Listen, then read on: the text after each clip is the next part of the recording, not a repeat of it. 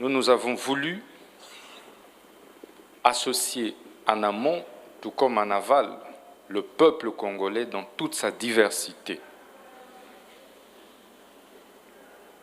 Tous les acteurs et intervenants du secteur de la justice, étudiants, huissiers, maraîchers, avocats, magistrats, juges, professeurs, médecins,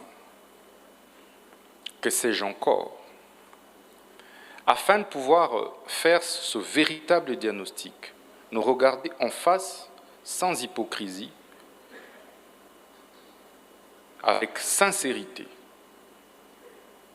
ressortir les véritables mots qui dérangent. Parce que nous n'avons que ce pays. Et nous n'avons pas d'autre choix que de le changer et de le développer. Je peux vous rassurer que Son Excellence, Monsieur le Président de la République, chef de l'État et magistrat suprême, est très satisfait du format du travail, est très satisfait de l'inclusivité des travaux. C'est cela la transparence. Donc vous n'allez plus dire que des gens se sont réunis pour boutique. Magistrats, juges, avocats, huissiers, greffiers, APJ, IPJ, tout le monde a parlé. Je dis bien tout le monde a parlé.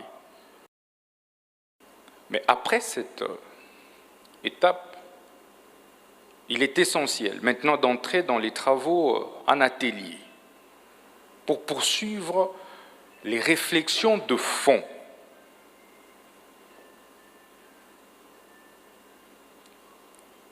Pour déboucher sur des solutions consensuelles, sinon concertées,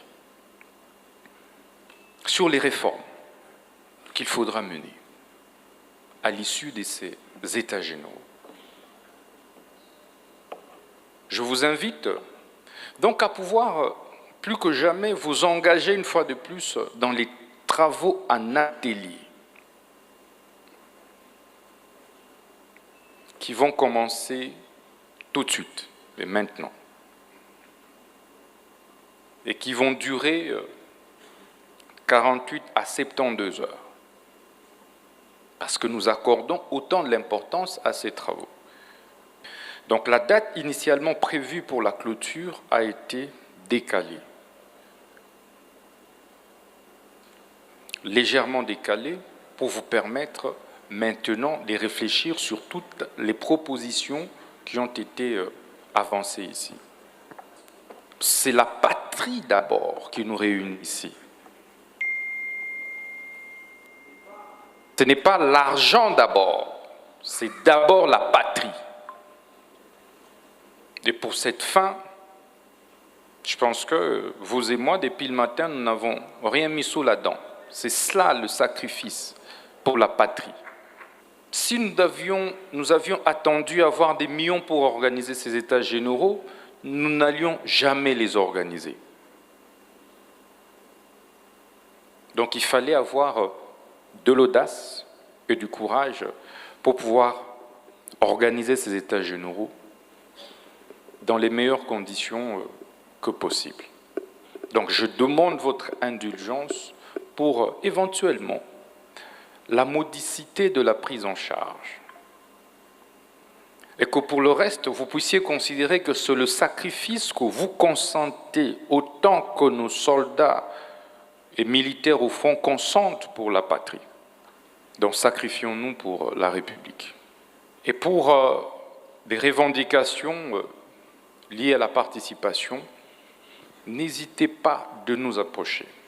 Nous sommes vos serviteurs. Le ministre est l'esclave de la population. Et nous ne sommes pas venus pour nous affronter. Le temps des affrontements inutiles est révolu. Mettons-nous ensemble pour développer notre nation, pour redresser notre justice. C'est un cadre d'échange. Et ceci va nous permettre de sortir d'ici avec une nouvelle image de notre justice. Mais je peux vous rassurer, la détermination